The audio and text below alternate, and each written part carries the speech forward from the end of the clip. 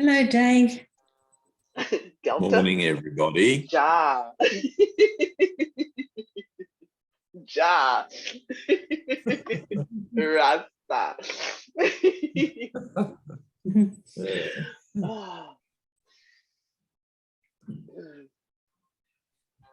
Peace and love, peace and love.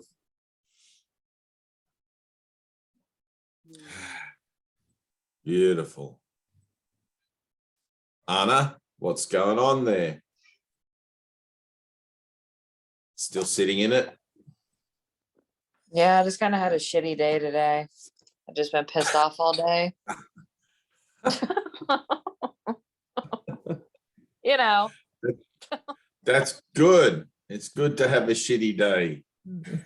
I know. Not defending yourself against a shitty day is, let it happen. Let it be all the shittiness that it needs to be, because it'll give you the juice that you need, the grist for the mill. Anyway, that's good. Vivian, hello. How's your shitty day? Are you having a shitty day? Some might. Mostly yes. Mostly yes. The Buddha says all of life is suffering. So seen rightly, life on earth is a shitty day. But we're learning that our life is not on earth. We're learning that there is another way to see ourselves, and so allow that energetic to go forth into our day to make clear the way. So, yeah. But seen rightly, and you have to see rightly first, you have to see the world for what it is. It's a shitty place. It's a poor excuse for a habitat for a child of God. So don't expect the non-shitty thing to it's all shitty. That way you'll give up any hope and any expectation of finding something here that satisfies you. It's like, no, it's going to be a shitty day today. I'm not going to have fun, and I'm staying at home and locking my door. But you can't do that. You can't do that. You have to open the door and invite everybody in. It's like, come on, all you shitbags of my imagination, in you come. Annoy the crap out of me today. Right? That's what's going to happen anyway, whether you have a spiritual orientation or not. You're going to go to work and it's going to annoy the crap out of you, and you'll have a shitty day. And you'll either do that with Jesus or you'll do it on your own. I guarantee you that if you do it with Jesus, it'll be a lot easier. You'll have another way to look at those same shitty situations and begin to transform them in your thinking, and then get the results of that transformed in your external situation. Anthea, what's going on with you? You have a scarf on. Is it freezing cold there? Well, I've had all the doors open. It's actually been very nice weather today, and I've had all the doors and windows open, but I think I left them open a bit long and I got a bit chilly. That's something only an English person could say. It's actually been a very nice day today. That word actually belies the nature of your Englishness. Thanks. It's actually been a very nice day today. So if you lived in Australia, you wouldn't say that, because it's a very nice day all the time. You would only say it's actually been a shitty day today. That would be the thing that you would say if you lived here. So because we don't have shitty days, except today. It's look at that. It's grey and cold. So I'm having an English day. I'm totally with you in the day you're having. But we're here to transform. We're here to change everything. So stand by for a miracle. I've had a shitty week, Dave. I have not been sleeping. I've got loads of tension in my body, and I've had a headache for about 3 days. When's the last time you had an orgasm? Well, that would be telling. I live alone, you know.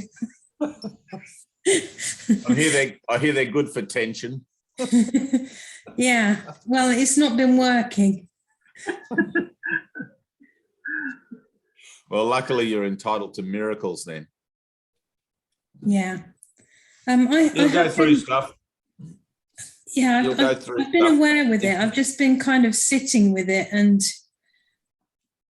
I was praying, for my headache to go, but then I realised I should be praying for the healing of my mind, because sickness isn't real. That's right. So I changed my... Where's your headache? Is it right in the top? It's just, it's like up the back of my neck. It feels like a hangover. Oh. A dull, achy sort of headache. Yeah, it's tension. I can feel it. I can really feel it in my head and in my body. Good. So I think I'm Have you got a bathtub? fighting it. Do you have a bathtub? Yeah. Hot bath, as hot as you can stand it, to the point where you almost can't get in. Right? You're the same as Tina, exactly the same as Tina.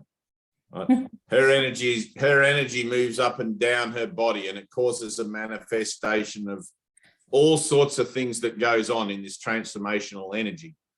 And the body, think of it this way, the body was originally designed as a vessel to have the experience of the denial of God in, right? So for lifetime after lifetime after lifetime, I've been using this body to go, fuck you, God, and judge everything, condemn everyone. And all of a sudden I've realized that doesn't work.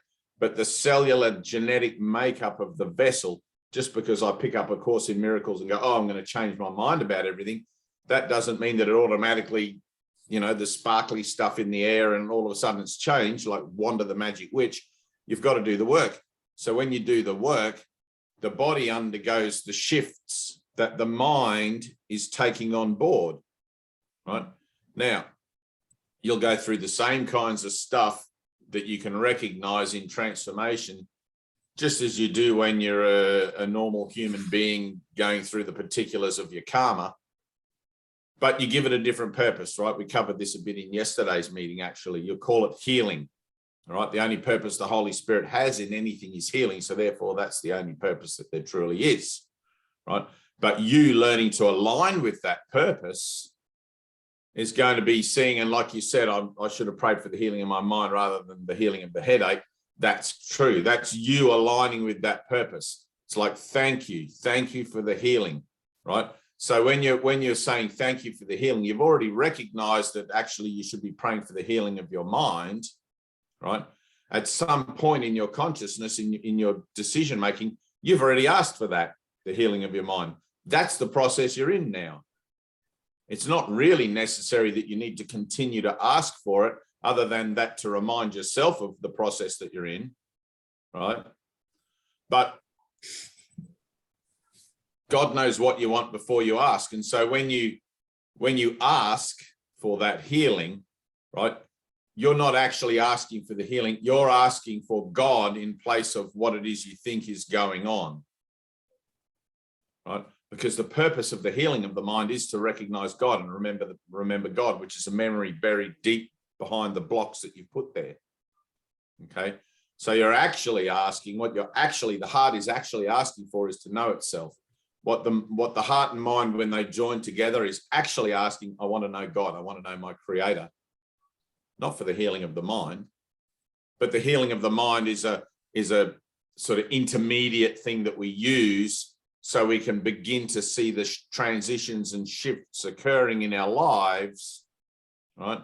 So that we can see the power of our mind, so that we can see that we are supported by a higher power. Okay.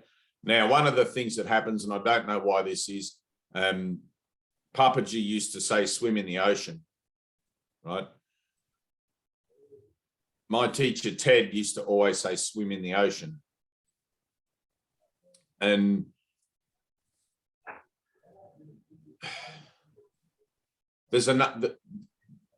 there's a few things, all right? I want to do swim in the ocean first, because swim in the ocean's a good one. I've used it many times. When you go through healing, right, which is the process you're in, you'll find that you tend to come up against these thresholds again and again and again. I keep seeing this, or I keep having this same experience. I keep feeling the same way, right? Whatever it is. And you'll get to this point where, oh, I'm done with this. I hate feeling like this. I want to change. I want something different, whatever, all of this stuff. That's an energetic response in your mind to the call. That's an energetic response. It plays out there in the field of dreams as a situation that you can relate to, but internally you're reacting to something that's calling you home. And you'll get sort of antsy in your skin. You'll be like, I want something else. I'm tired of this, blah, blah, blah, blah, blah. And you'll want to adjust. You'll want to change it, right? The physical expression of that call and the process of healing, which is what the call entails, like we go through this whole process of listening to the call. I listen, something's calling me, God's calling me, something, I don't quite recognize it, but I feel there's something inside and I'm going towards it, right? As I go towards it, and we'll call it the light, but as I go towards the light, unbeknownst to me that I'm walking towards the light, but as I go towards the light, there are certain thresholds that you'll cross in your own, or bridges that you'll repair in your own process of healing, right? That may be thousands of years old, millions of years old. Energetically, they all carry a signature. It's like, oh, headache, right? Or, oh, my body, I've got aches and pains, or, oh, this and that and the other. All of this stuff is going to come back up, okay? Now, this too shall pass is how you look at it. This too shall pass, okay? In the recognition that you're in a process of constant healing, constant change, constant shift, constant realignment, you've got to expect that there's going to be a physical playing out of what you would originally have called symptoms, but we're now going to not call them anything. We're going to just call them shift, or we're going to call them the physicality of my transition, or something like that, right? But there are certain things that, because the body was made originally as a vessel for the denial of love, right? As it undergoes that reutilization of purpose, as that reinterpretation of purpose, the whole cellular dynamic on a very genetic level is undergoing a shift as well, right? If you took a few of your cells to a genetics laboratory, they could replicate more of your cells based on you. And if they were able to make an embryo, it would come out looking like you, right? Because the specifics of your, and they call that a clone, the specifics of your genetics are molded and coded to you as a bodily identity, okay? They're not going to come out looking like me or Tina or Gemma or, you know, anyone else. They're going to come out looking like you. Now,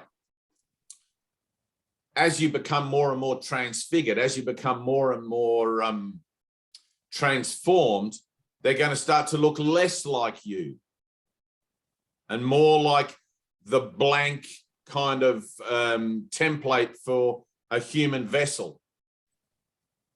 Okay, they're going to take on more of a neutral kind of in the moment expression, which will be just the raw building blocks of life, right? So rather than all the characteristics and genetics that we've encoded and printed on it over millions of years, we're going to go right back to the swamp, and your genetic material is going to be purified, okay, of all of that stuff. So your genetic code is going to become more and more and more pure as you shed more and more necessity to maintain some kind of integrity to a cellular kind of association, right? Or a genetic association.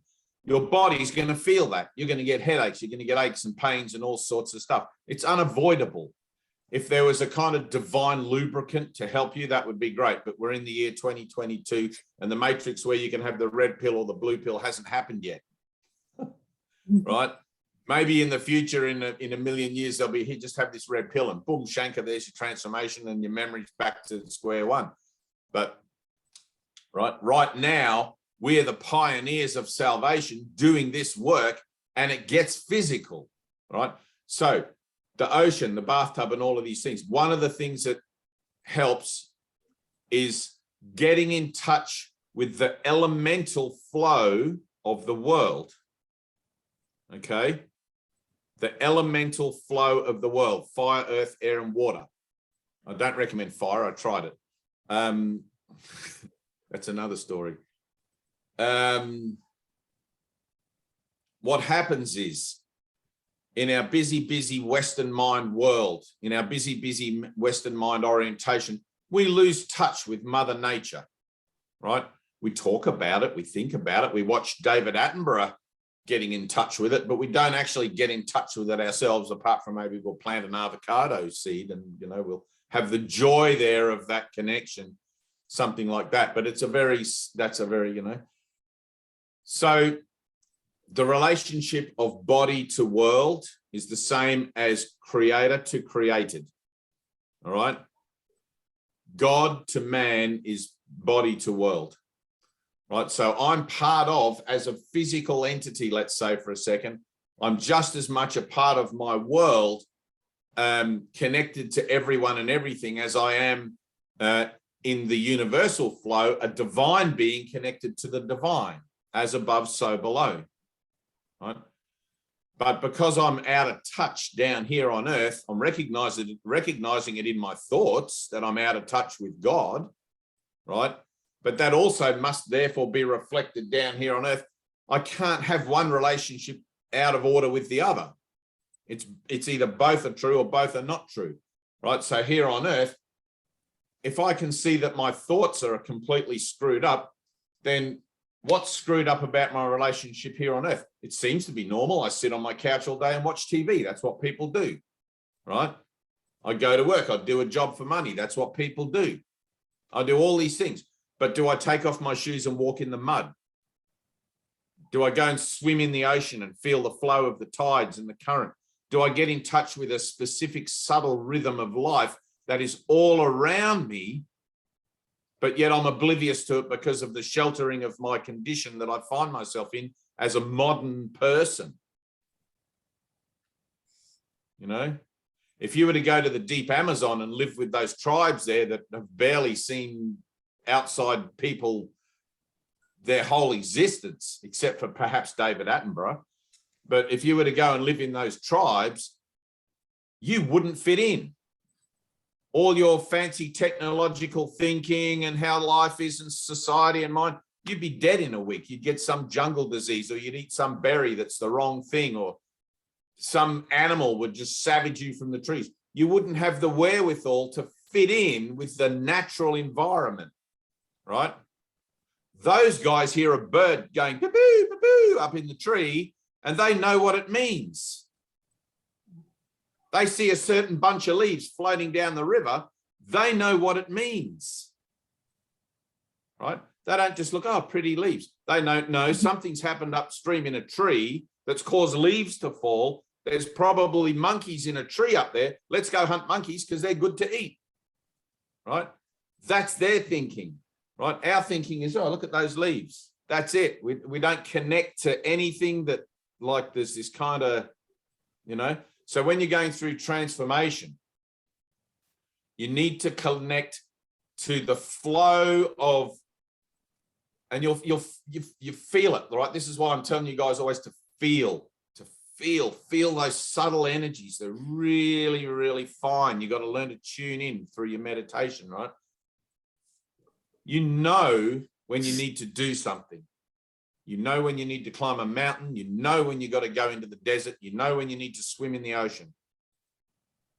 And you just fob it off, right? You fob it off and you tell yourself, nah, right? And it gets to the point where all of a sudden you have a mental breakdown. You find yourself running down the main street of town naked going, eureka, eureka, I'm free, you know, and having one of these things getting locked up.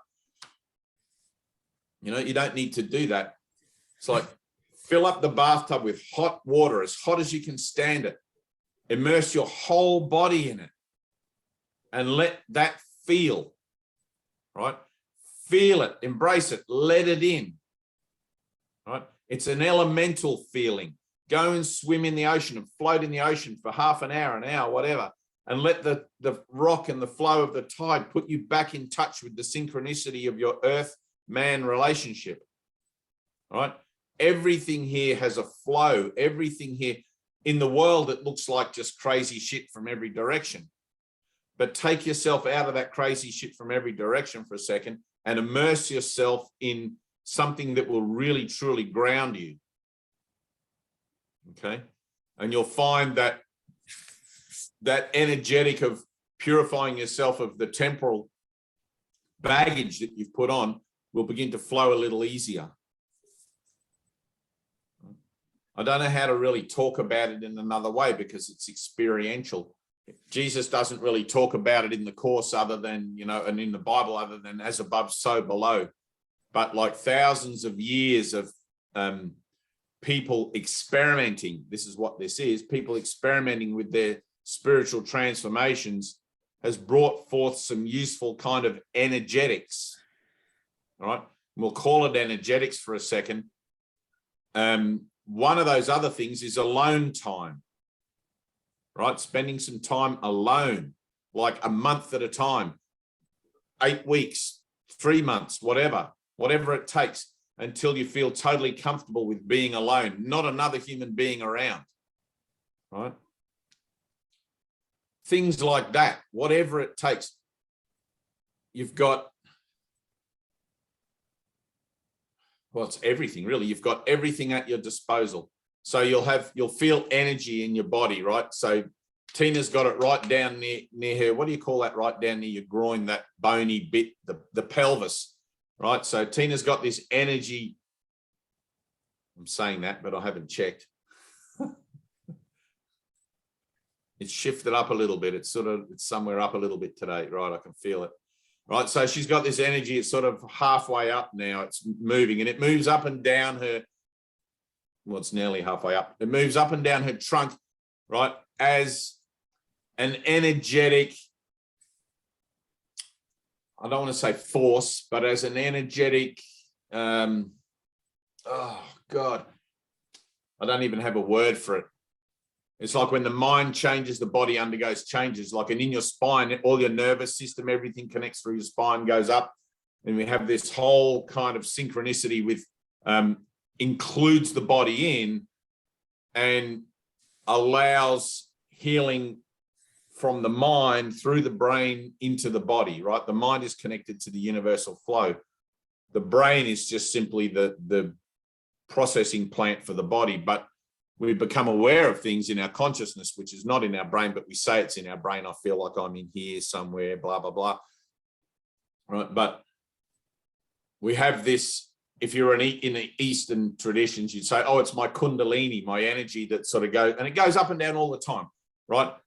When you're new in transformation, it's clunky, right? It's stiff. It's like it's got some rust and it gets caught in places and it's hard to get up and down. And you know, people talk about it as chakras, right? But awakening has nothing to do with the activation of glands, nothing. Chakras are a complete myth, like everything. We can talk about it that way, but it's not really helpful. It's just kind of a loose affiliation, right? But we have this energetic stuff. So when you're learning to breathe, when you're learning to transform and you're learning to heal and all of these things, you have this energy that goes up and down, up and down. And as you become more in tune with it and more in tune with your surroundings and your universal relationship, it starts to go up and down really fast. Like it vibrates to the point where you don't know whether it's going up or down. And you just feel this kind of elation. You just feel this kind of lightness of being. You just feel this kind of sense of beingness that really transcends the world. Right, because you're starting to operate on a different frequency where the world is no longer tethered to you, or you are no longer tethered to it. You sort of feel not quite like you're free from it, but like in the world, but not of it. Right? Jesus would say, in the world, but not of it. Right? In the going through that process, in doing that, the rust that seems to be on your energetic flow, or the blockages and stuff, seems to be hard to get through. So getting in touch with the elemental parts of your existence, right, as it seems to be in the dream, is helpful. So for you, in wherever you're at, suburbia or in the country or what, I don't know, run a hot bath and soak in there for as long as you can, as hot as you can stand it, right? Not with the idea that the hot bath is going to soothe my muscles. It may do that. It may do all these things and relax you and whatever, but with the idea of feeling, just feeling, right? Don't try to decide what you're feeling or what you think it feels, anything like that. Just feel. Just feel. At first there's going to be this, it's hot. I can't stay in here for long. It's hot, right? But try to let go of that definition, it's hot. Just lay there and feel the hot until you become the observer of that, until you become not interacting with the heat, but simply stepping back from it and feeling it. Oh, yeah. Oh, yeah. Right? So you got to feel it. When you're in the ocean, right? You'll get in at first and be like, oh, it's freezing in the ocean, right? Try to let go of that and step back from the reaction, step back from the reacting mind, and simply be in the ocean with the tide like this. You go, oh yeah, right? There's a memory in you that's connected to everything, and you know how the universe feels, even in time and space. Remember, the universe itself has no meaning. It's completely neutral. It's only you that gives it the meaning of good or bad, right? You're learning to get in touch with that kind of neutral or is place, that place where it just is. It just is what it is. I don't have to define it. But I don't remember what that feels like. Oh, I'm in the ocean. Oh, this is what it feels like, right? There's this kind of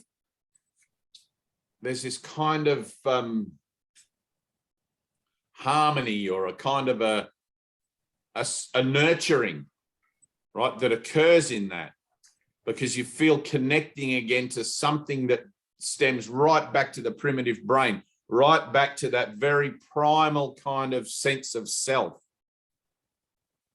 And it's very beautiful, right? It's very beautiful. It's very loving. It's very innocent. Okay. Cavemen. Yeah, I think I've been feeling very lonely this week without the desire to see anyone. So I think that Good. Unity with nature that you talk about might relieve that loneliness. Okay, tell me about that then. You're trying to adjust. I think this, I think that, but your thoughts don't mean anything. That's why I've got a headache. Right, stay there. Ready? Now, run a hot bath as hot as you can stand it and get into the hot bath. Yes, wow, and thank you. Okay? As soon as you go, oh, I think getting back, I think this, I think that, you're getting in the way again. You're putting your own 2 cents worth in. Your thoughts don't mean anything. No one needs to hear your thoughts. Especially you. Yeah. Right? Let me just go by the grace of God and follow the instructions. That's all it takes. Let me follow the instructions. Right? One of the things that Ted used to always tell us was just say yes. Just follow the instructions. Don't question it. If you don't know how to do the instructions, if you don't know what the instructions mean, in your saying of yes, that the way how to do it will be presented. Okay? In the saying of yes, I'll just say yes. I don't know what the hell that means. I don't know how to do it. I don't know anything about that, but I'm just going to say yes. And then whatever it is, it'll be, right? That'll be the next thing. Yes opens your mind to the flow. Yes opens your mind to the infinite possibility of healing that is actually already occurring in you now. Okay? When you examine it, why is he telling me to run a hot bath? What's all this hocus pocus about getting into the ocean? You know, all of that stuff. I don't get it. Why would that help? How could that possibly be anything? Right? It's not anything. The universe is a dream. The whole thing is nothing. but we still find ourselves beset by it and within it, right? And there are certain parameters within it that we can use to our advantage to affect an even flow or a nice smooth transition, right? Which have been laid down since before time began, right? Now, God set a limit on time and space. It's not like time goes on forever and space goes on forever. The universe will eventually have this massive, or, you know, like popping a bubble, but it'll be done. But for now, we have this framework where within it, there's this thing called salvation, okay, where we can begin to experiment and find out for ourselves within the framework of the parameters of salvation, how it is that we best serve the interests of ourselves and others, right? One of those things is learning to say yes. One of those things is learning to say wow and thank you, and help if you can't say those in any given situation. Yes, wow, and thank you, right? Now, the things that occurs, and I know this for a fact from my own experience with it, when you do a big meditation, for example, or when you have a shift in consciousness, you'll feel this kind of disorientation. You'll feel this kind of like confusion. What's going on? I'm going through a shift. It's like, right? And you have this kind of loss of what seems to be regular daily stuff occur, right? That's normal. That's meant to happen, right? You don't have to suffer through the confusion of it, however. We used to go down to the beach, which was across the road from the healing center, and there'd be like half a dozen of us all just floating in the ocean. And for whatever reason, it sort of helped to ground you. It took you out of that idea of needing to make sense of things, whatever, and you just had to be in it. You just had to be in it. And something about that tide moving and the gentle movement, the flow, it just kind of connects you. You can't explain it. It's elemental, right? It kind of connects you back to things on a physical level that make you feel, well, I don't want to say normal, because what is that? But make you feel, you know, at peace again, happy again, and so hard to talk about it. You just have to do it, right? It's like when you go sailing, right? Here's a good one. When you go sailing on a sailing boat for a week or something, you take a holiday and you go on a week, you'll come back and you'll say, that's the best thing I've ever done, unless you have really shitty weather, right? Actually. So you'll go sailing and you'll come back and you'll have the best experience you've ever had. Why? Because the wind, you can't go any faster than the wind. You tune in automatically on a subconscious level to the wind. You can't get there in a hurry. If the wind stops, you stop, right? You're automatically put back into the flow of what it is that the global, universal, energetic is for you in that moment. You can't change it. You can't be out of it. You're in the flow, right? You get there. If the wind blows, you get where you're going at that speed. And when you get back on dry land and the busyness of life tends to want to sweep you up again, you'll be like, wow, I totally felt connected sailing. I felt in touch with the universe. I felt everything, because you're forced to sit on that boat and go at the speed of the wind. You can't determine anything. You can't fuck anything up, right? You have to go at the speed of the wind. It's all you got, right? It's the same thing when you're in the ocean floating. You can't tell the tide, don't swoosh me around so much, right? You can't tell the tide, I wish you would swoosh me around a bit more because that feels nice, right? You have to accept it exactly as it is. When you're in a hot bath, hot bath, right? You can't say to the hot, you can turn the taps and cheat, but you can't say to the hot bath, oh, I wish it wasn't so hot. You have to accept it as it is. And it's that motion of acceptance of that elemental level of things that allows just for a moment, that reconnection in your own sense of self as a human being, even, right? And one of the things that happens in this energy is we get so caught up trying to not be a human being. Oh, I'm spiritual. I'm a spirit. I'm, you know, and we tend to lose sight of the very atomic level of our human experience, right? Being spiritual or pursuing a spiritual journey is very, very human. It's very, very ordinary and very, very normal. Apart from the moments where you need a miracle and then it's all hell breaks loose. But it's like that headache that you get in your body in conjunction with lessons that you're learning, in conjunction with things that seems to be going on for you mentally. Don't expect that your body's not going to react in suit, in kind. Okay? So treat yourself gently. Put yourself in touch with nature, with the natural flow. Go and stand in the mud in bare feet. Feel the earth. Feel it. Feel the wind. Feel it. Feel the heat of the bath water. Feel it. Right? Feel something on a physical level that you can't change, you can't do, that is completely natural and organic. Okay. Okay, thank Fire, you. earth, wind, and water. And drink plenty of water too.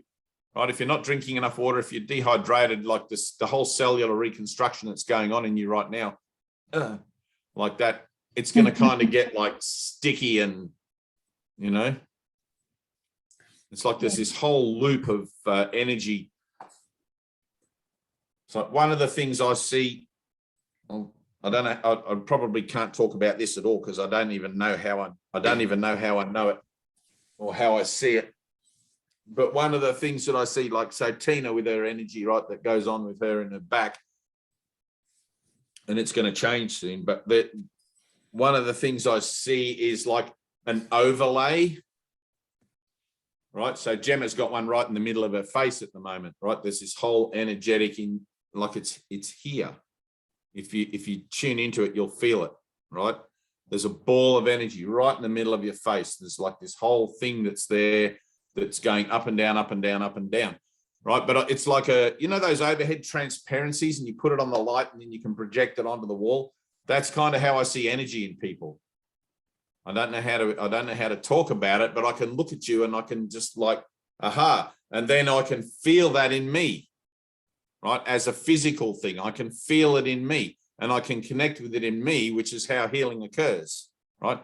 I heal that in me and it'll shift in you, right? Especially in this energy where we're practicing forgiveness, it helps to make it quicker and quicker and more, you know, you come into an alignment. When Jesus says miracles are all right, but purification is necessary first. When you go through this purification and you're tuning into that one mind sort of vibration of energy, because that's all everything is, it's just a vibration. When you're tuning into that vibration that resonates at that level, you start to see from that vibrational place, not from your eyes, from that vibrational place as a sense of knowing. And even in this world, right, as above, so below, even in this world, that sense of knowing transfers as an idea of healing to everyone and everything, right? And so you can sort of, you can see it in others, even those who are in denial, right? Even those who are representing that denial or that idea of denial still, right?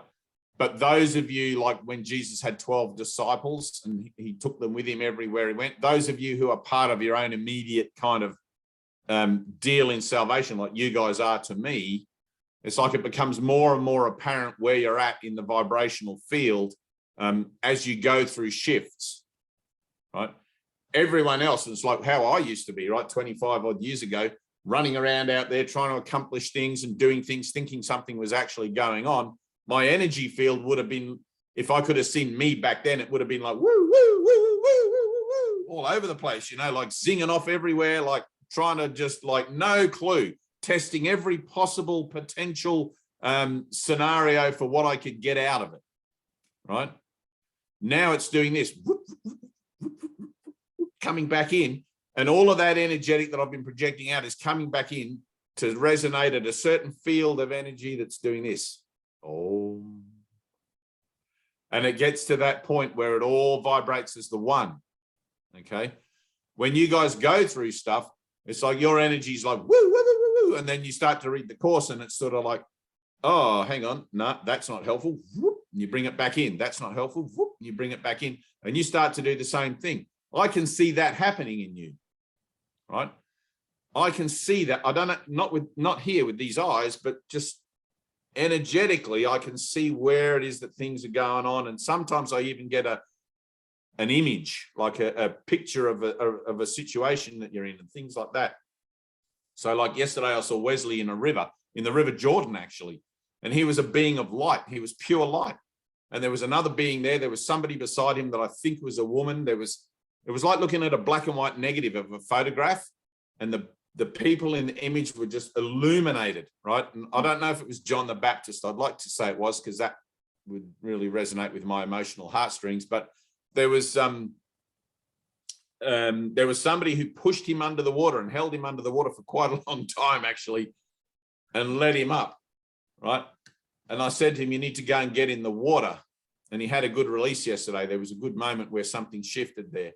Right, but whether he goes in the water or not, I don't know. Maybe he will. But for me, it's always in the saying of yes. Right now, here's another thing about that. In the saying of yes, you've actually already said yes to the totality of what that healing package is, what it looks like. Right. So when Jesus says, "Give up the world and follow me," and you say yes, it doesn't necessarily entail that you have to actually physically follow him across the universe. Right? You've said yes. Everything that God offered in that offering to you is contained in your willingness to say yes. Right? Therefore, you could still say stay home and watch Netflix, and Jesus can go off and do whatever he needs to do. Right? However, make sure you're not saying yes just so you don't have to put on your sandals and go follow him. Because if it comes down to the rocky road and you do have to actually go follow him, you got to go follow him. Right? But in all of these situations, you'll just know it within yourself. You'll feel it within yourself. I said yes because I actually honestly meant yes, right? If there's any hesitancy or maybe a little bit of doubt in your yes, then it's going to have to show up again in form and you'll have to go follow him, right? Because you get the results of your own thinking.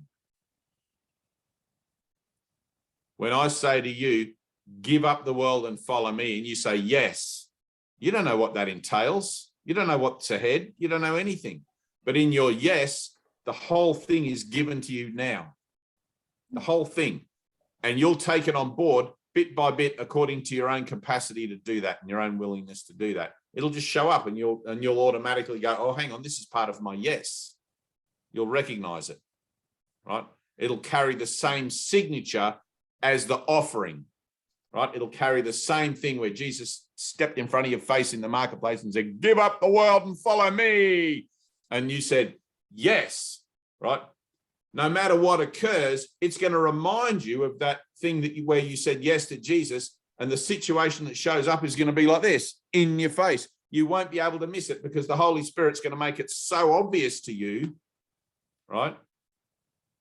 It's like you might actually see it in hindsight, right? But in seeing it in hindsight, you've still also seen it, right? It's still there in the mind. It's like, oh, I missed that opportunity. I should have invited that person in for a cup of tea, or I should have whatever. And you'll see that later on down the track, right? It's only because you have another agenda going, I've got to get to the shops, I've got to get to my bus, I've got to do this, that, and the other, whatever, right? Rather than just saying yes, right? But that initial yes to God is going to show up as opportunities to repeat that yes, right? Which is, I say yes, and then I remember that I've said it in people, situations, and events all the time. Yes, wow, and thank you, because everything is part of your salvation. Okay, everything. There's nothing that's not a part of your salvation. Nothing. Yes, wow, and thank you. Now, that's a path of faith. That's where faith comes in. Am I really on this journey with Jesus? Did I really say yes to this? Am I really trusting this as faith? Because if I say yes to this, I'm going to have to leave my family, my home, my whatever, and I don't know what's going to happen. Great. You never wanted your family and your home anyway. What a burden. What a heavy load of bloody crap all that is. So I just want to be me. I just want to be free and roam the universe. Either that or you're still clinging on to those ideas of family and home and what that means to you, which is nothing. It's just a dream and illusion. You know, that's where you got to look at things. It's like, all right, am I really saying yes to giving up the world? Am I really? Do I really want salvation? Do I really want to get on with the journey of my soul and go into the next dimensional reality, onward, onward, onward? Or do I want to stay here in this puddle of mud and do it all again next time? Right? You've really got to look at that. That's the choice. That's what you're saying yes to. Right? And it doesn't mean that you actually have to get up and say ta-ta to your family and friends and everything else like that, but it means that you begin to see them differently. My family and friends have been playing a part for me as these relationships that I've tried to define in order to give myself meaning. Now I'm going to let them go from that part. I'm going to see them as the Christ along with me, and I'm just going to enjoy their presence when I'm in it as my brothers in Christ, without making them special compared to other people who I once would have thought aren't my brothers in Christ, right? We're all one, as above, so below. It's like that, that guy that you sent me the water cans, Tina. The Rasta man, if you've got a blue can and a white can and a green can and a black can, all these different colored cans, and you fill them up with water and you put the lids on, right? You don't know what's inside each one, right? But how do you know what's inside each one? You judge them by the color on the outside, but they're all the same on the inside, right? So you're seeing through the vision of Christ, everyone's the same. It doesn't matter the skins, it doesn't matter the vessel, the body, the shape, the size, the orientation, the story, none of that matters. All that matters is what's inside, because love is content, not form. Love is content, not form. Give up the world and follow me.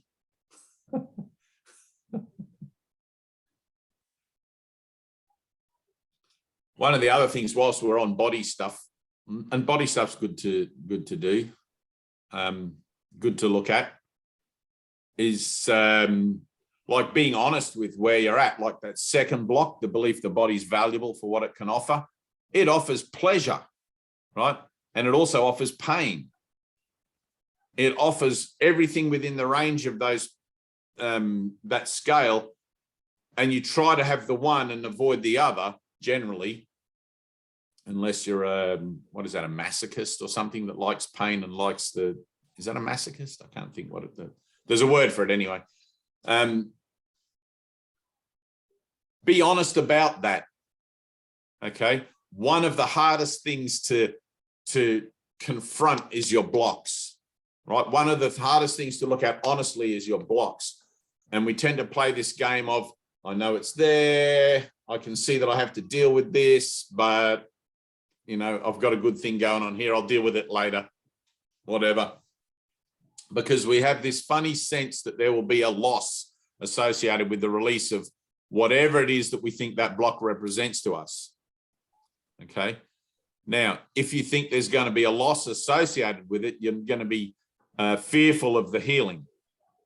You're going to be fearful of going through that process of healing, because what's on the other side? What if I come out of it and I've lost all interest in the pleasures of the body, or the pain of the body, or what the body can get me, or what it represents, right?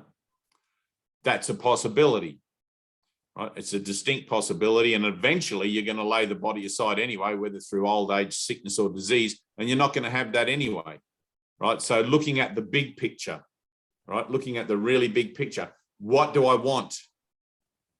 Do I want to lay my body aside? Am I really in a process of transformation where I'm telling Jesus, yes, I'm done with this world? Or is there something here a little bit, I still want to just, maybe the next relationship will give me what I'm looking for, you know? Maybe that nobody does it better. You know, that James Bond, maybe that's just around the corner. You know, the allure is there. There's always this hope for the next best partner or the next lover that you just can't leave, and all of this sort of stuff, or that attraction to someone that beats you up on a daily basis and calls you shit and makes you feel bad. That's an attraction also, right? It's kind of crazy if you ask me, but some people actually love being beaten and abused and verbally, mentally, physically, whatever. So the body has the ability to translate those sense of self in both of those directions, you know, that dichotomy of what that represents. So learning to be aware of it, okay? Learning to be aware of it. What am I doing here? What am I really looking at my blocks, right?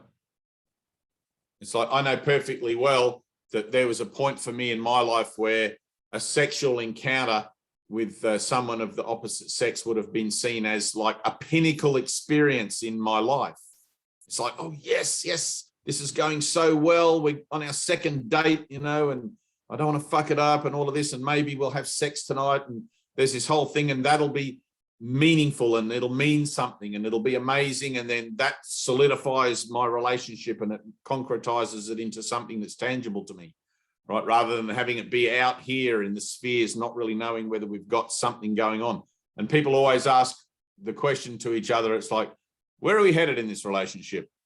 I think we should take it to the next level. It's like, there are no levels. There's nowhere to head. Just be in it and enjoy it exactly as it is, right? If you have sex, you have sex. If you don't, you don't. It's fantastic either way, right? When you go through the block, when you go through the healing of that block around the use of sex, right? So Jesus says that the only real use of sex is for the procreation of the stock. He calls us stock, like cattle. It's not very flattering, but then I've tended to have given myself some rather more flattering acronyms and things than that, you know, than calling myself stock. But anyway, so be it. When you see it rightly, it is stock. This, how many bodies is this I've had? This is like my 400th and something or other body, more stock. You know, it's kind of funny.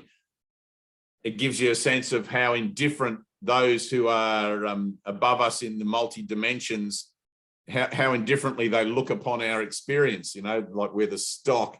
It's like, oh man, really? But anyway, so you're looking at that idea of loss. You know, it's the same with any of the blocks, the fear of death, right? If I give up my fear of death, then how will I be able to enjoy the fear of death again, right? If I give up my belief the body's valuable, how will I be able to enjoy the body again? All these sorts of things, right? You'll find out when you give it up, right? If your purpose is true, there will be no loss. If you're true about the healing will occur. If not, you're going to have to stay on this side of the block looking at it again until you become true to do it, until you become true to go beyond that blockage, okay? That's just how it is. So prior to enlightenment, I think my last relationship I had with a woman prior to enlightenment was very fulfilling for me. She was incredibly beautiful, and she was a big ego status symbol for me to have her hanging off my arm and all this kind of thing. A great boost for the ego, you know, and it's like the ego obviously sensing its demise brings to you all these kinds of glorious, shiny things. And here, shiny things. Don't look at God, but here, shiny things. And this girl showed up like weeks before my enlightenment. And she was stunning and beautiful, said all the right things and was great in bed, and all, like everything was just all ticked all the boxes. And then after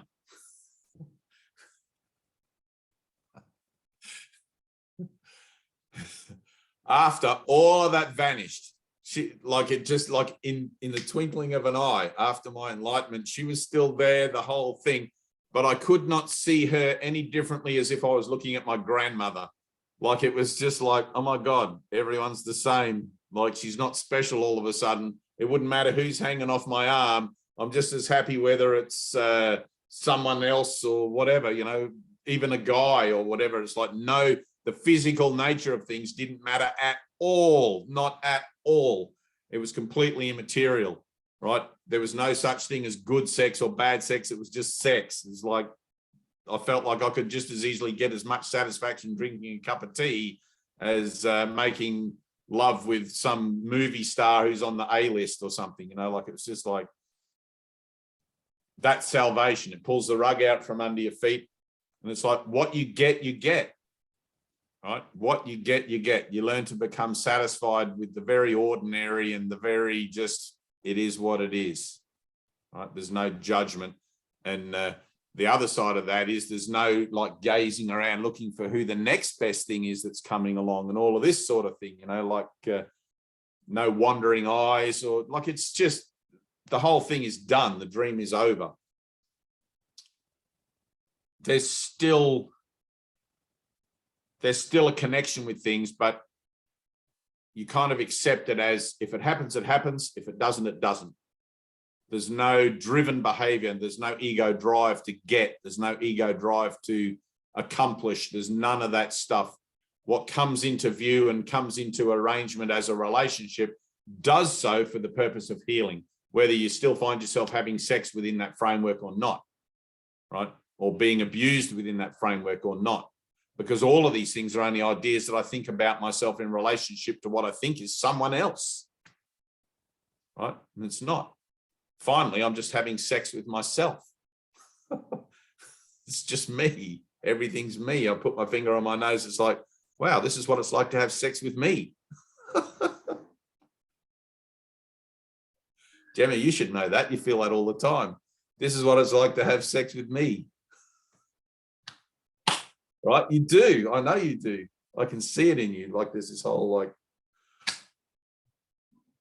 right. We won't go any further there. Don't want to get into that depth of water. Right. So everything's just energy. Everything's just energy. Okay. It's going all over the place, doing everything, and you're bringing it in. You're inviting it in now. It's like I've reached that place in my mind where I've gone, hang on a minute, this is crazy. This dream's crazy. I see there's no solution for me to be happy here because it depends on something else occurring, not occurring, whatever.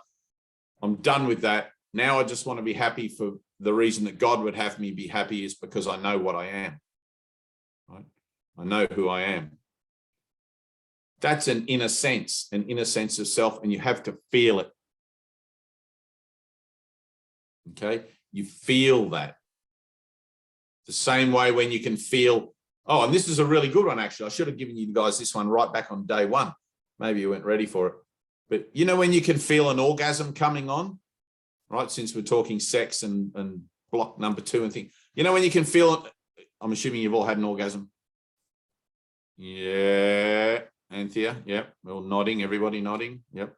You know, when you can feel it starting to come on, it's like, I'm coming, and you can feel that thing. Right, now, that sense of feeling it coming on is the same spiritual sense of feeling like being sucked into the light. Exactly the same, right? The ego always misinterprets the miracle impulse as a sexual impulse, right? When you do your meditation, right? The mind wants to, the ego speaks first, always wants to associate it with the body and bodily extremities and situations, right? The Christ in you, it's like, I can feel something, right? I feel an orgasm. No, it's not an orgasm. It's just a moment. You know what an orgasm is? It's a moment where you've let go enough to allow the natural flow of your body to perpetuate the medical condition for the sperm to be able to get in there and do what it needs to do. That's all that is, right? That's why you have all these senses and feelings. It's like, I love doing this. I love having sex. And it's like, of course you do. Otherwise you wouldn't get together and make babies, right? There has to be some sensation. It's like, what the hell doing all that ugly stuff and it's wet and sweaty and the whole thing. And it's like, unless it felt good, right? It's just like, seriously, like it's like, what is that?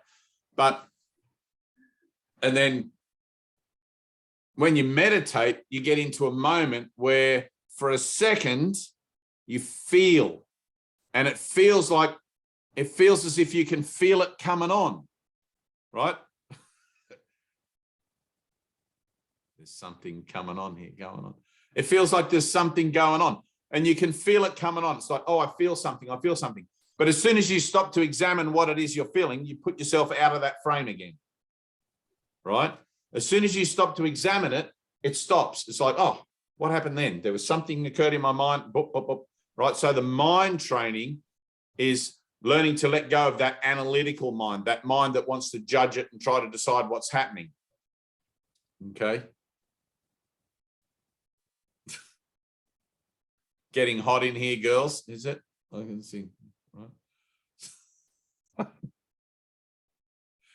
It's funny. You have to confront it all at some time, you know. You got to like be, you know, there's nothing taboo in spirituality. You know, I went to actually I didn't end up going because it was $800 and I refused to pay for healing, but they have a I probably should have gone now, but anyway, they have a class in Byron Bay run by this couple, and they're a very Zen sort of couple, and it's a sex class, like it's a, what do they call that, tantric sex, and they take 8 couples at a time, right? 8 couples who feel they're open to whatever it is, and they're all naked in this room together, and no one's allowed to touch each other, but you sit very close with each other, and you practice breathing, and you go into all this sexual thing. And everybody orgasms and has these releases and stuff without actually any physical touch at all. And I think the whole purpose of the workshop is to show you that actually it's happening in the mind, not in the body, not in the bodily connection, right? So everything's an idea in the mind. And like obviously when you see these things, they advertise, like in Byron Bay, they advertise, it's a spiritual town. It's like Mount Shasta or whatever, I think, in America, where everybody's very spiritual, right? So I didn't go. It was too much money, and who does that? Who pays for healing? All I have to do is say yes to it, and it's like, oh, pass the tissues. So we're looking at the idea then, I'm getting off track. We're looking at the idea then of that as a shift in consciousness, Anthea, right? As a shift in consciousness, you're looking at ideas of healing and blocks. No, we're not looking at that. Look at all you little second graders giggling there in the front.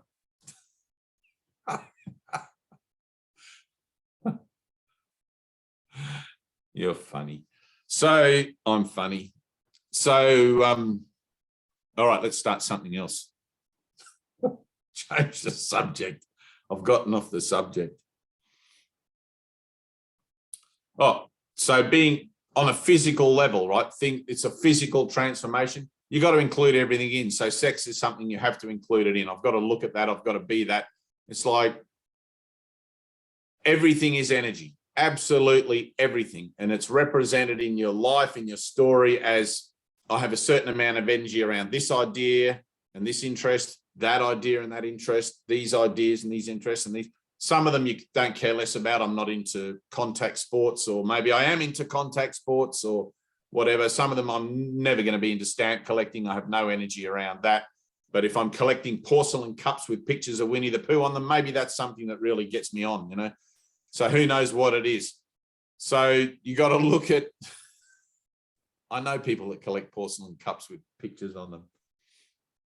My cousin collects porcelain cups with pictures of black and white spotted cows. Now you tell me what that is. I have no clue, right? Milking cows. She has milking cow jugs, milking cow cups and plates and all these sorts of things. Little statuettes of milking cows. This is salvation. I'm telling you, this is salvation. It's what it looks like. There's nothing taboo. You've got to get right down into the crazy stuff. It's like milking cows is, you know, we'll go with that. So everything carries a signature. Everything carries an energetic signature that represents your yes. You're going to pick up on it in your own particular framework because you're the one that's made your framework. You're the one that's woven all those interconnected ideas about what it is you think you are as a way to maintain your identity, right? When you come across one of those interconnected points where all of a sudden this person and that person and that person, we'll all find ourselves talking about black and white cows, all of a sudden it's going to activate kapow. I remember somebody talking about black and white cow cups and black and white cow plates, or I've seen black and white cows in a field. There's a whole memory package there, right? Which if you're abiding with the spirit, you'll recognize as a frequency that relates to your yes, your original yes.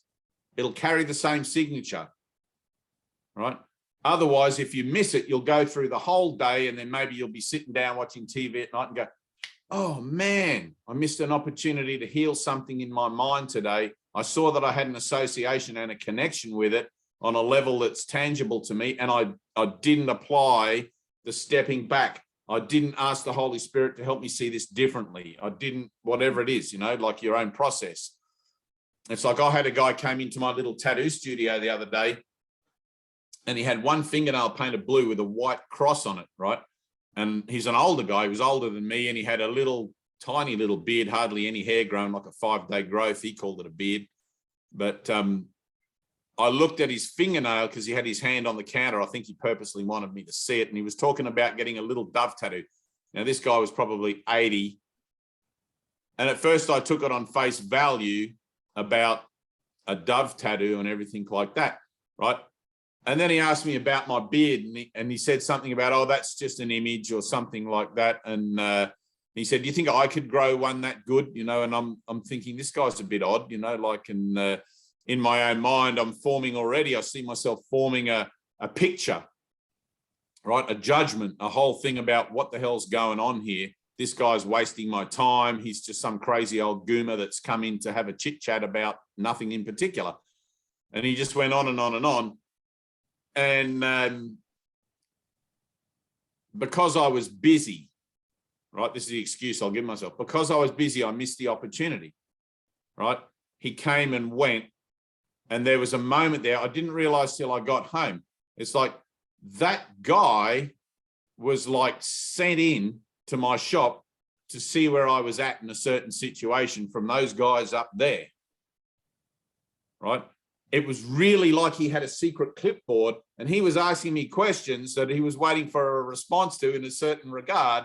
And I didn't respond in a certain regard, you know, and I didn't see it until I got home, and I'm like, oh man. There was a whole nother thing that could have happened in that situation if I had to just step back from my thoughts about this guy's wasting my time.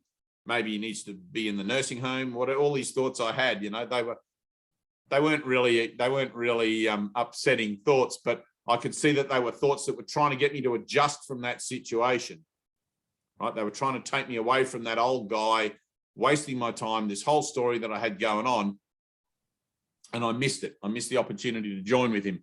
But I did get in the one moment where he said something. He wanted the tattoo as a memorial for someone who had passed. And I said to him, there's no such thing as death.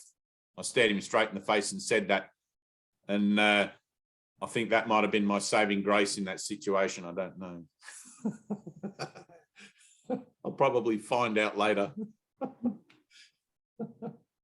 He said to me, he said, oh, we're on the same page then, you know, like that.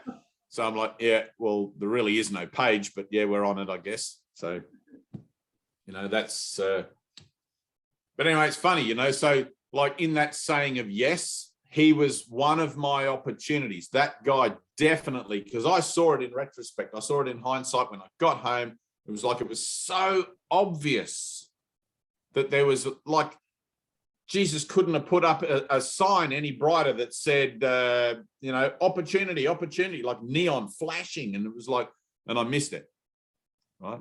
It's like, that's why I'm teaching this, because the dunce hat, you know, it's like very, very brave or the very, very stupid, says Krishnamurti. I think I'm starting to understand which of those I am. So, but anyway. Any questions? Where we at, Anthea? You good? That's a yes. Good. hot bath. Gemma, close your eyes for a second. Sit up straight.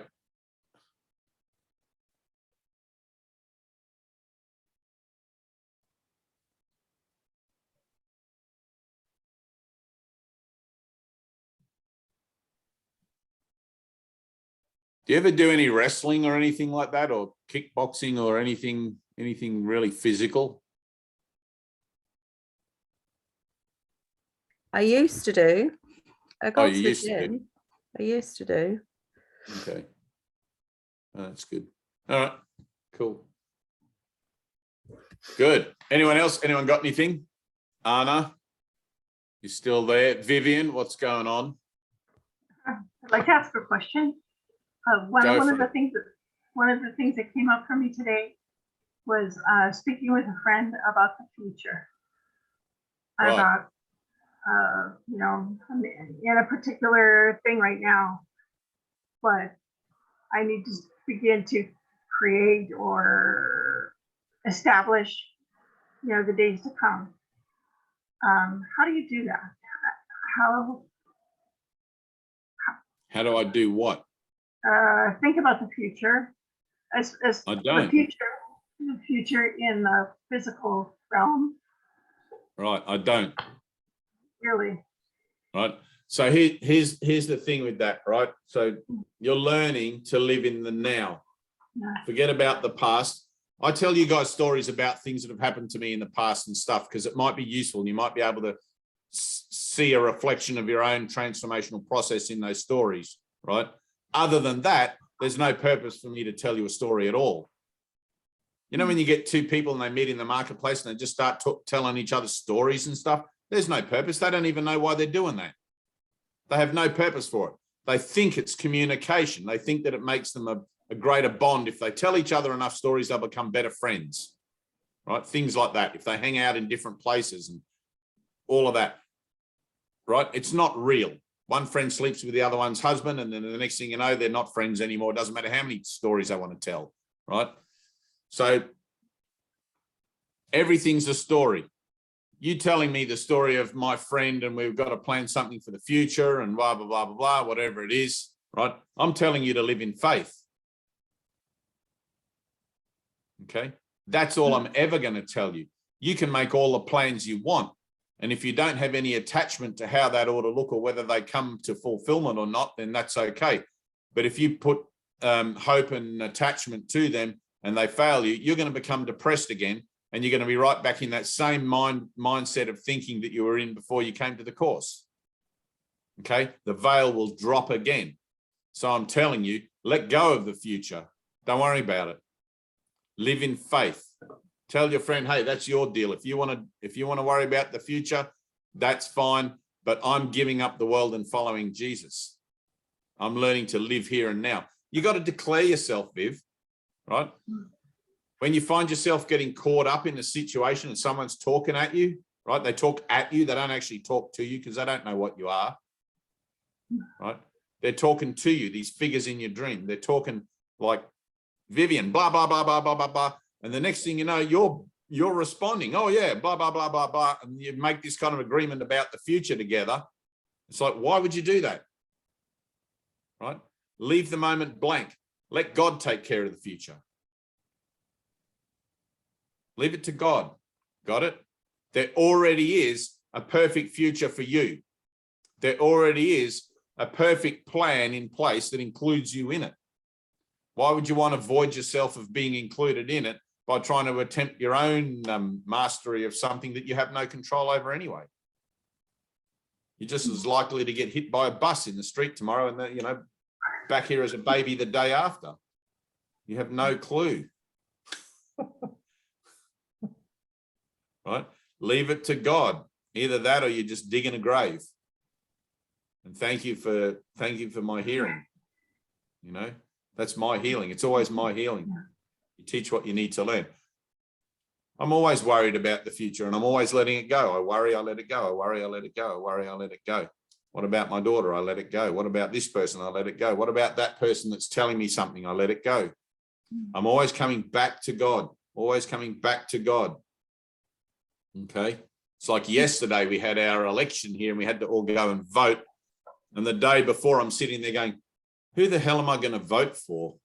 I don't know anything about voting. I had to go and vote because I don't want to pay the $50 fine or whatever. I don't even know what it is if you don't vote. So I'll just go and vote.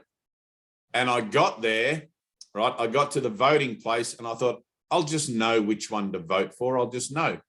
And there was all these people wearing different colored T-shirts and holding signs about who to vote for out the front. You couldn't get in without having to go past all these people, and they're trying to give you stuff, you know, like vote for this and vote that way. And there was this one woman wearing an orange shirt, sitting by herself eating a sandwich. She couldn't care less about all the bloody hoop-de-doo that was going on out the front. She was sitting out the front, off to the side with the sandwich.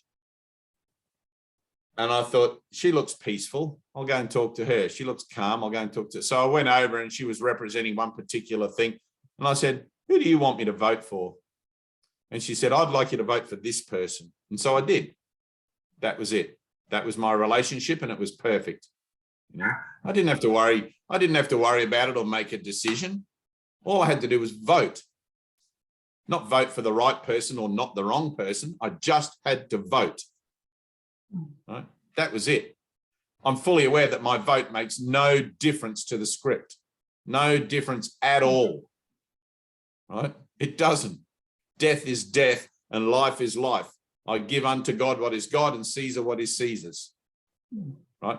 But I'm not going to deny the customs of the human race. It's like if we have to go and vote, we have to go and vote, and I'm still part of that system for a moment. So be it. But I'll let my vote be completely miraculous and I'll be guided by it. Right? That's how it went. I don't even know what the result today. We should find out, I suppose, but I don't know what the results are. I'll laugh my head off if the person I voted for gets in.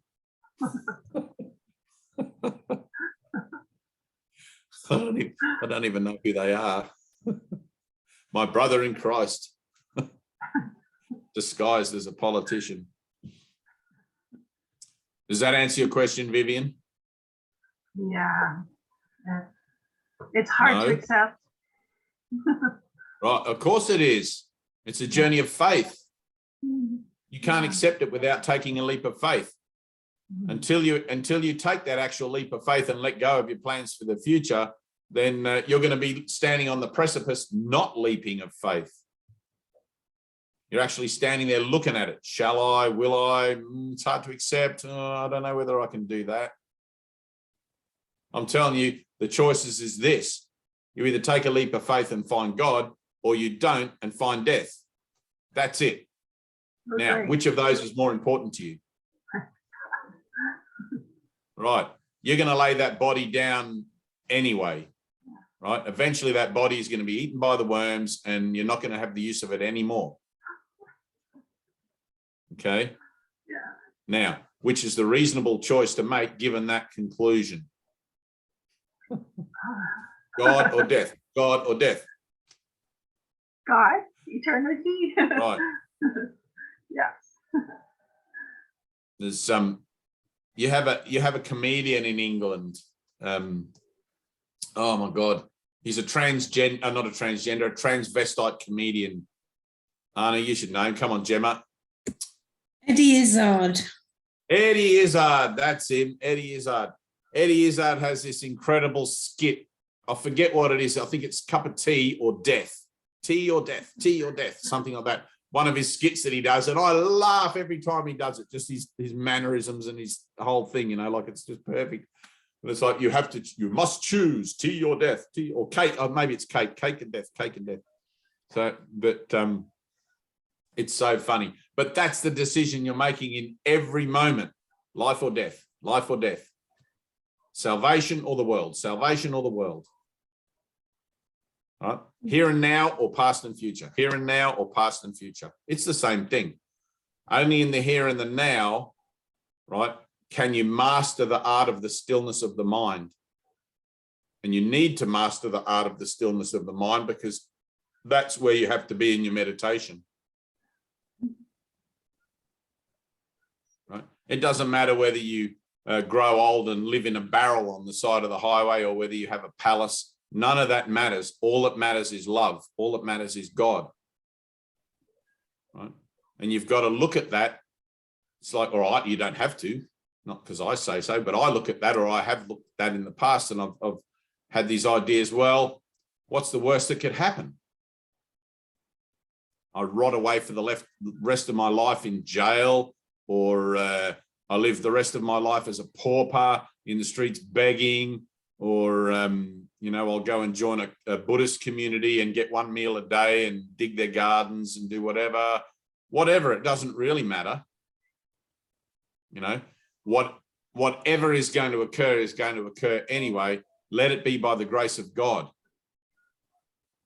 not by my industrious working out the future, because you can't. If your interest is the world, then so be it. That's what you'll get. If your interest is the maintenance of the body, so be it. That's what you'll get. If your interest is the kingdom of heaven, that's what you'll get. Okay. Are they mutually exclusive? Absolutely. You can't have a foot in both camps, and you can't serve two masters. You must choose. Unless you live by faith alone, you shall not enter the kingdom of heaven. Unless you live by faith alone, you shall not enter the kingdom of heaven. You cannot take your doubts, your fears, and your worries into the kingdom of heaven. You don't let a pedophile into a kindergarten. You don't let a mass murderer into a high school. Right? It happens. That shit happens in the dream, but it happens. They are mutually exclusive. It's black or white, yes or no, life or death. You either want it or you don't want it. You either live a life following Jesus or you don't. You can't follow him part way. You can't follow him some of the way. When he walks off across those hills of Galilee, you're either in it for the whole thing or why bother? You can't reach two goals at the same time. And you've got to see that your attempt to master your future is a deliberate attempt to deny God. Deliberate. It's not something you feel that you have a duty of care about because it's responsible. It's a deliberate attempt to tell God to get lost. Right? All my thoughts are deliberate. All my thoughts are vengeful, and they're cunning and vicious and suspicious and baffling. And I make all the decisions about those thoughts that I have in my head supposedly under my own best interests. Right? But they're not, because I don't know what my own best interests are. I do not perceive my own best interests. Okay? You think your own best interests are to plan for a future where you have food on the table and a roof over your head at a minimum, right? How do you know? How do you know? You would have to be a body to do that. You would have to be a body to have those concerns. You have to learn to live from spirit. Live from the light within you that is there now. Live from spirit, Vivian. I say to myself, teach what you need to learn. You have to learn to become strong in the ways of the spirit and forgive yourself when you fail. Forgive yourself when you fall down. Get up, dust yourself off, and just keep going. I'm coming, Jesus. Wait for me. I just fell over a bit. I just fell down one of these sandy hills in Galilee and I got a stone in my shoe. Let me just take out the shoe. I'm coming, right? Just keep going, Vivian. Just keep going. That's it. Yes.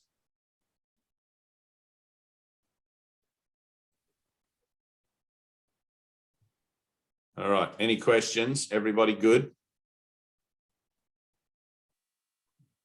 No hands up. Anthea, you're looking radiant. There's a glow happening. There's something there. Since we mentioned sex, I think you were afraid that wasn't going to be included. You'll be down the pub tonight with your shoes on. Hey. Do it. Go on. Go out and have fun. You can't live a life life alone as an old spinster forever. Go out and get involved in some horrible situation that you can apply forgiveness to. It'll do you the world of good.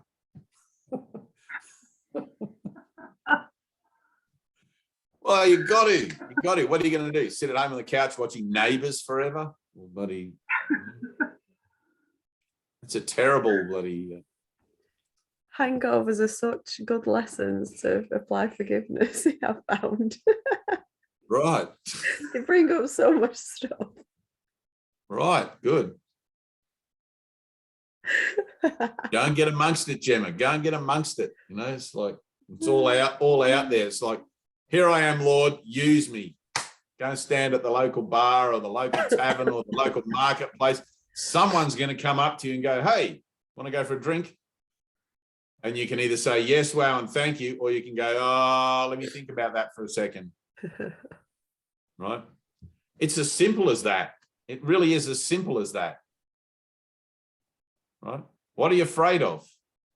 What the hell are you afraid of? It's like salvation is presented to you through every person, every moment, every opportunity. All you got to do is say yes. All you got to do is want it. It's always yes.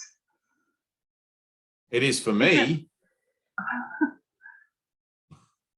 I don't know. Isn't no sometimes good? Well, I mean, you know, you've got a brain for a reason. Yeah. If somebody hands you a shotgun and says, come on, Vivian, we're going to go and rob a bank. I mean, you know. That would be a good no time, wouldn't it? Do you really need to get the results of your own thinking robbing a bank? I don't think so. You could probably say no in that situation, you know. But it's like if you can see that the situation is something that offers the opportunity for growth, right? Say yes. And if you find you have resistance to saying yes, ask for help. It doesn't mean you have to continue to say yes, but it means you're going to ask for help. All right? Because it's not resistance to what's being presented, it's resistance to love. Love is everything. God is everything. It shows up as this person, that situation, this event. And you'll say, oh, no. You're actually saying no to love, right? I want my opportunities to look differently. I want them to be more handsome or more pretty or more whatever, more rewarding, right? It's like one thing leads to the next, to the next, to the next, right? One moment of healing proceeds logically from one situation to the next situation, right? You'll know when the use by date for it is done. You'll know when the time's up. It's because you'll feel a sense of total gratitude for what's been offered. It's like, wow, thank you. Thanks for playing that part for me. I went through a whole process of healing over this last 12 months with you or in this situation or whatever it is. That's been awesome. And I see that that's done now. Now, maybe you'll stick around and have more situations, more awesome. It wouldn't really matter. Or maybe you'll step back from the whole thing and have another relationship, or who knows? I don't know how it's meant to look, right? But it's like you'll know when the moment's healed, when the situation you come together for is healed, because you'll feel gratitude. Yes, wow, and thank you. Okay. Now, in the middle of all of that is going to be hell.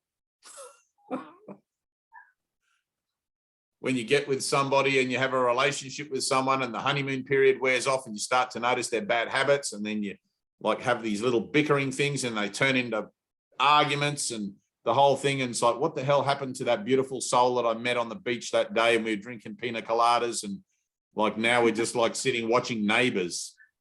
Like, what the fuck? Right? Exactly. Yeah. Right?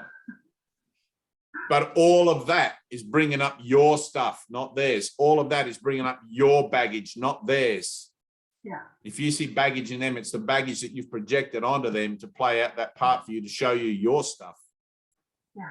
Got it? You wouldn't react to it at all if it wasn't your stuff. You would have no reaction. You wouldn't even notice them picking their nose at the restaurant table. It's like, oh my God, I didn't notice you did that. I watch a lot of Seinfeld.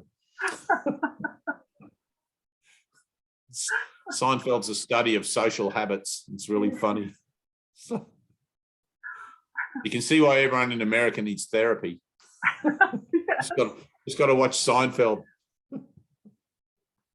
And he went on to do another series called Coffee in Cars with comedians or something like that. And it's like, really? You're going to take that complete flop of a series called Seinfeld and make another one called Coffee in Cars? It's disastrous. Anyway, should we do a little meditation?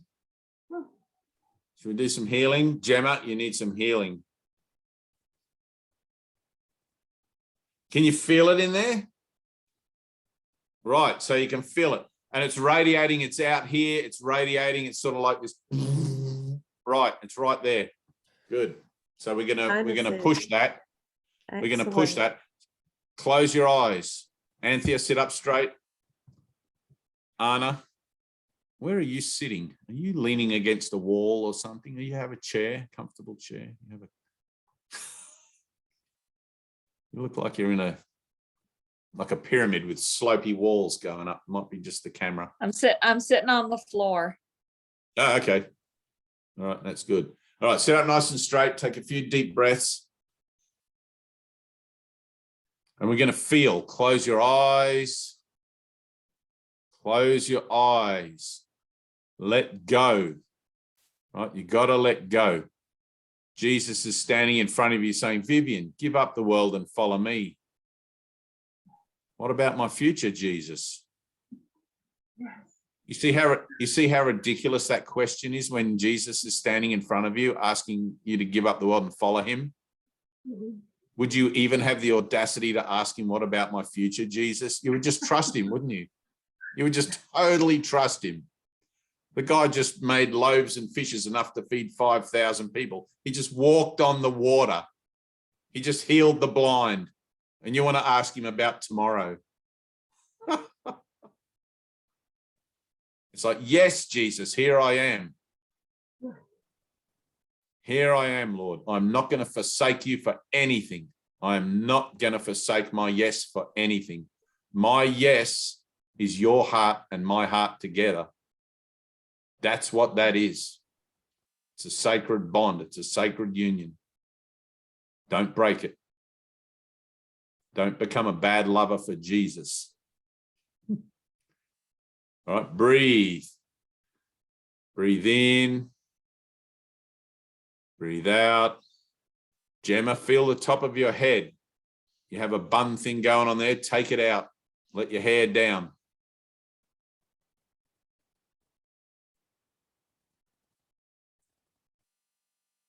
Good. Feel the top of your head. Put your fingers up there and scratch your head right in the crown. Scratch it. Feel it right in the middle. Okay. Now, where that is, put your hands down and feel. Put your hands down and feel that where you've been scratching. Breathe in and breathe out through where that place is you've been scratching. Breathe out. Think up. Focus on that place you were just scratching. Focus on it. When you breathe out, focus there. Gently focus, gently breathe. Gently focus and gently breathe. You should start to feel like a little trickle of air coming out of the top of your head. That's what it'll feel like. It's just energy. Focus there. 3 or 4 breaths, you can feel it, right? Good. Now focus on that for a moment. Just focus on feeling that little energetic flow in the top of your crown. You should all be able to do it. It's kind of weird, right? It's like, oh, I didn't know I had a blowhole there, like a dolphin. But now that I'm telling you about it, you're aware of it, right? Focus.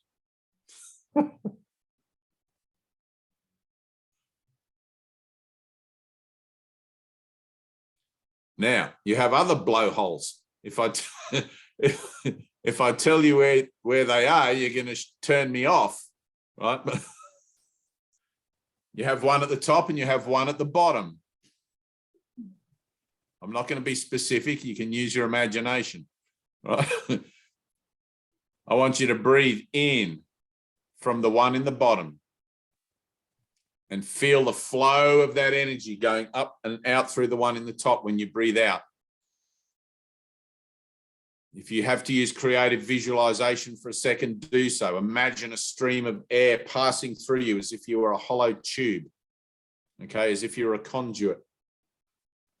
Imagine energy just coming up and up and out, like cycling around you and coming back up again through the bottom and out through the top like a fountain, and the water falls down in the fountain. It gets sucked back into the pump at the bottom and it gets pushed up and out the top again. Okay? Breathe like that.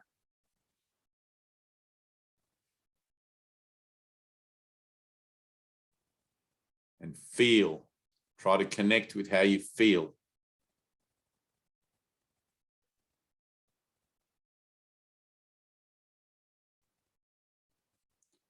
Now, Gemma, I want you to take 2 fingers and put them on your third eye, just between your eyes, just above there.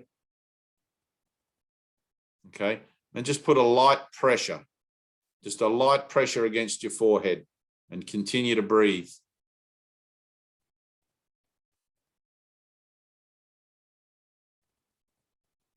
Can you feel that moving? You feel it, right? You feel that moving from your face and it's going up to where your fingers are. Right, good. Now, just stay there breathing like that for a second. Don't worry about anything else. Just do that and just hold it there.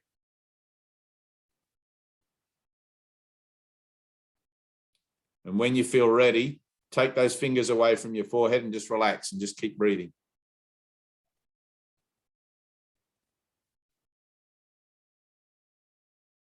You are healed and you can heal.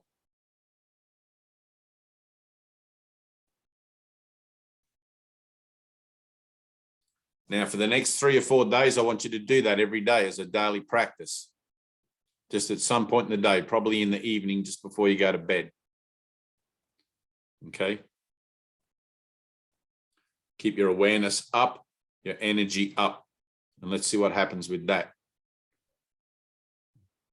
It's just like a little shift, a little adjustment.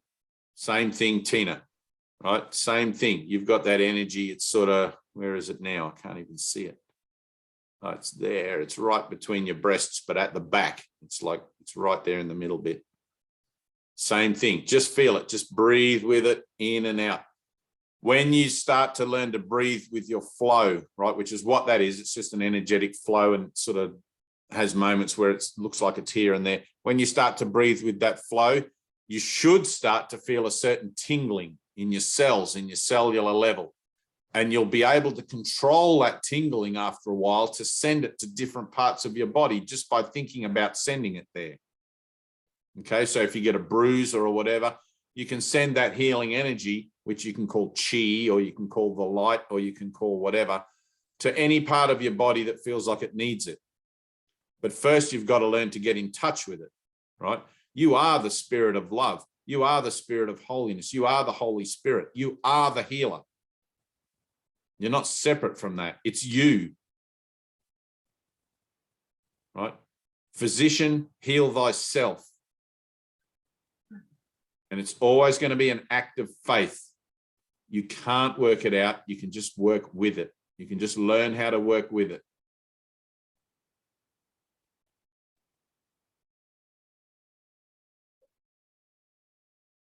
Anthea, same thing with your headache. Same thing in the back of your head, okay? I want you to take your open hand and put it against your throat. Take your open hand and put it against your throat, just gently, just one hand. Just hold it there gently, okay? And breathe. I want you to feel the energy at the back of your head. Feel it like a ball. Feel it like it feels like a ball of wool, like dirty wool that's pushing there. Like muddy water or muddy, there's something, I'm getting a dark, muddy kind of thing going on there, right? It feels like it has the texture of wool, a ball of wool. Feel it. Breathe in and out. Try to get a sense of it. This will be a difficult one to connect with because you've so long been habituated to labeling it a headache, and the idea of headache is predominant, right? That's what you're going to have to let go of in order to heal. That idea of headache. A hot bath will help. It'll help to get you in touch with more organic sort of sense of self, right?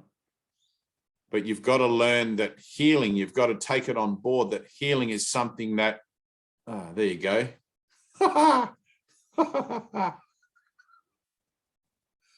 Just felt it move, right? Healing is something that's not only your right, but it's your natural gift on earth. You are a healer. But so long have denied it that it seems like, what the hell? What do you mean I'm a healer? Think of it as energy. Everything's just energy. Can you feel that in your throat now? Right. You can feel it coming forward. Keep your hand there. Keep your hand there. Don't take it away. Just stay there breathing. Take that scarf off if you need to. Right. I want you to put the palm of your hand flat as you can against your throat. Up a bit higher. Yep, there. Right there. Just feel there. And just breathe into it. You should start to feel a kind of a mass in your throat, like a gluggy kind of energetic presence there, like not like you're going to puke, but just like a energy. That's all I'll call it. Okay. And just stay there until it dissipates. Stay there until it's gone, until it's done. Just breathe in and out. In and out. Good. Anna, that's good. You're doing good.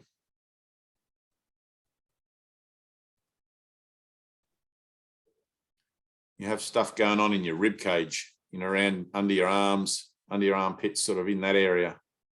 Can you feel that? Is there something there, or am I just making it up? Don't know. There's something.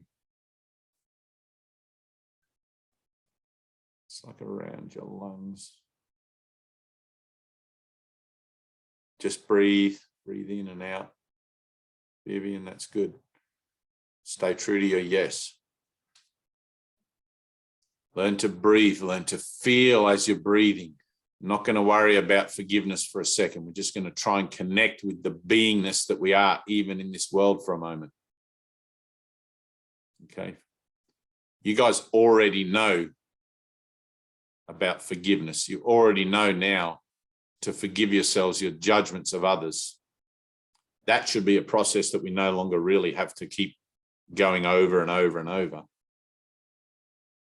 That's like an entry level kind of awareness. We want to go deeper now. We want to find something more celestial about our being, something more in touch with the universe about our being. We're still going to do the groundwork. We're still going to practice forgiveness and all of these things. It's not like you ever sort of lose sight of that. It'll accompany you throughout your journey. But we're going to get in touch with something more heavenly, more divine, more energetic by feeling it. Learning to feel and pay attention to the energetic centers or the energetic sense of self that we have even in the body. We include the body in. My headache, this. My bad back, that. My sinuses, this. The ego is always going to want to label it as a physical ailment or a physical something. But the purpose of the Holy Spirit is healing. And that's the only purpose it has. So therefore, that's all there is. What I call a headache, it's healing. What I call a sinus, it's healing. But I've been so long accustomed to calling it something else, I have to break those bad habits and allow it to be the work of the Holy Spirit in me doing what needs to be done. Because I said yes to Jesus. I said yes to following him across the hills of Galilee and I'm not going to cheat on him now. I may forget. I may get lost in the wilderness again here and there, but I have my brothers who are my mighty companions, who will stand with me and remind me and lift me up, just as I am their brother's keeper. It's one love, one people, one world under God.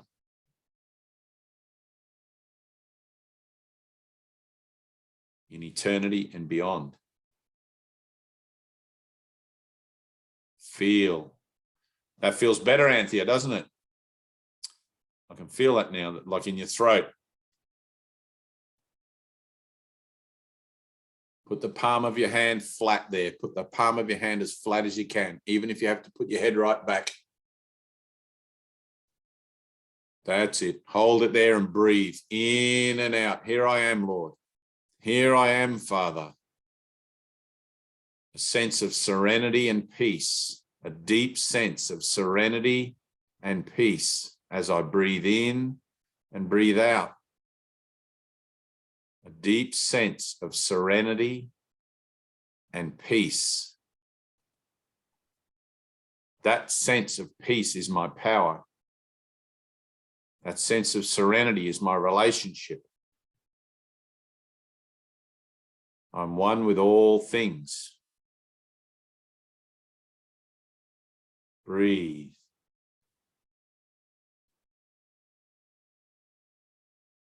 Feel.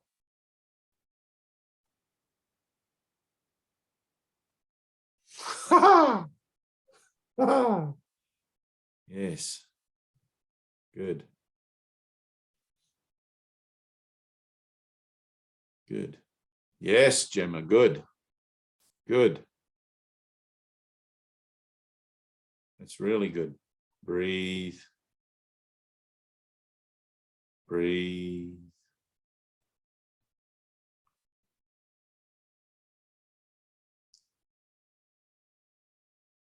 It's in your diaphragm, Anna. Under your lungs. There's this thing called a diaphragm. It's just a place of location. You have energy there. On the sides, below your arms, you have energy there. Try to feel it. Try to breathe into it and feel it.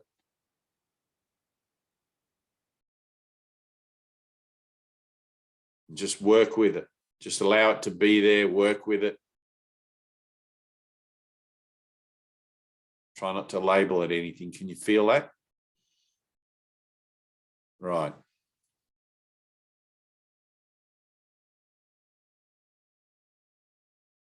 Good.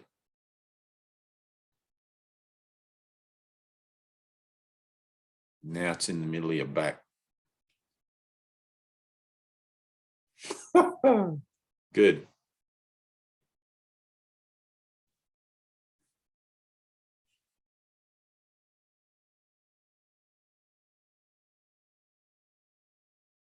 Serenity and peace. Serenity and peace. We're going to enter into that now. We're going to enter fully into a sense of serenity, fully into a sense of peace. Even your ideas of what serenity is and peace are is helpful in it. Okay? Think of a moment where you've been the most serene, the most peaceful. Maybe it's now. Maybe it's when you were in a rainforest. Just for a second, find yourself giving full power to that idea of serenity, to that idea of peace, and breathe. This is all I want. The goal of the course is inner peace. You are learning to be able to carry that with you wherever you go in the world, into every relationship into which you enter, every circumstance in which you're called to play a part. Serenity and peace.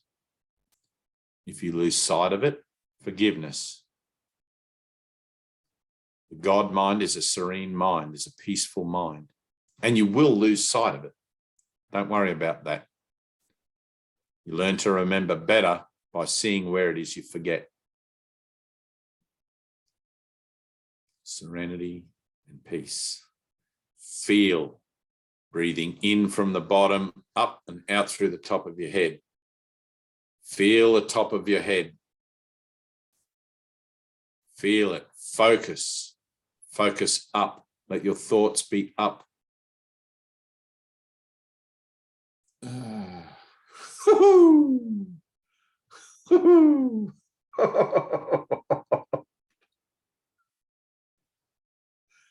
Yes. We're not operating on the temporal plane anymore. We're no longer operating down here in the mud of earth, where we go from yesterday to tomorrow. We're going up. We're operating vertically now, not horizontally. This is a vertical shift into the spheres of consciousness and beyond it. This is a vertical shift. We're no longer concerned with trying to work out the bits and pieces of our daily lives on the world, on the earth. We're here to represent God. We're here to represent the Christ mind in a world that seems hell-bent on denying it. We come as a light in the darkness. But first we must heal ourselves. Miracles are our right, but purification is necessary first. Breathe. Feel. Breathe and feel. And just be in that place. Just be in that place for a moment. That's good. Anthea, I want you to go and have your hot bath like straight away. Okay? Like you can do it now. Go and turn the taps on, get it ready, and get in there straight away. And I want you to stay in this frame of mind that you're in now with how you've been feeling, okay, while you do that. If you do it later, you're going to lose this sense of self for a moment, okay? Go and do it now and carry that with you into the bathtub.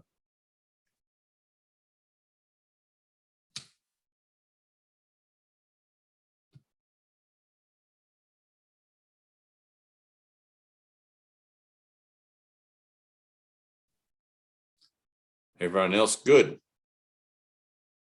Can you feel that tingling, Vivian? Do you get a sense of it in the top of your head? All you have to do is commit to it. All you have to do in that yes, you're committing to a decision you've made to walk with the holiest of the holies.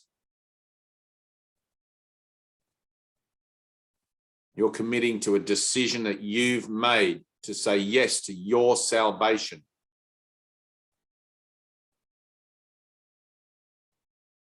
Don't sacrifice it.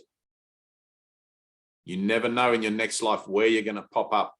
Everything in time and space is chaos and random. You don't know what time zone, what nation, what bloodline, what situation you're going to be made manifest in again.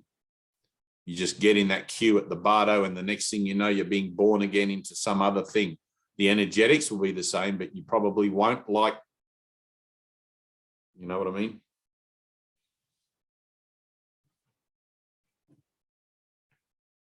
You're in a perfect space now. You're in a perfect place now.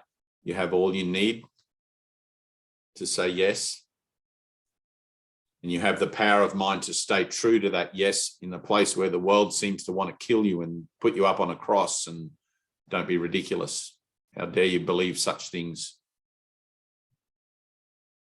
Trust, have faith, go with him. He who feeds 5,000 with 4 loaves and 2 fishes. Go with him, have faith.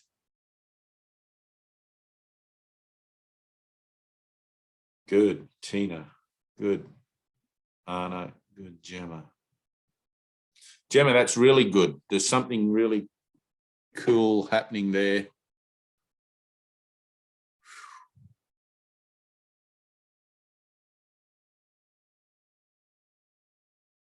There's a sense of integrity. That's what it is. There's something that's fallen into a deeper comprehension with you in this, like an abiding.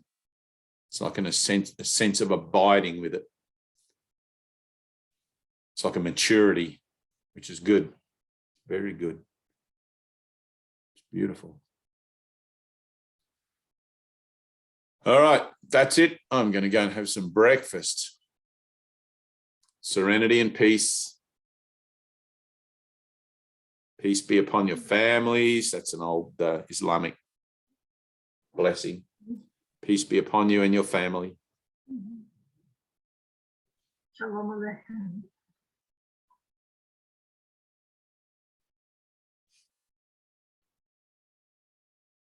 Inshallah.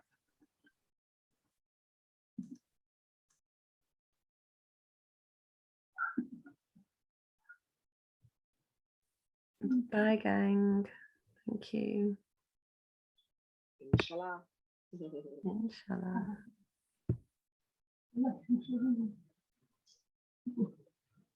Beautiful, sis.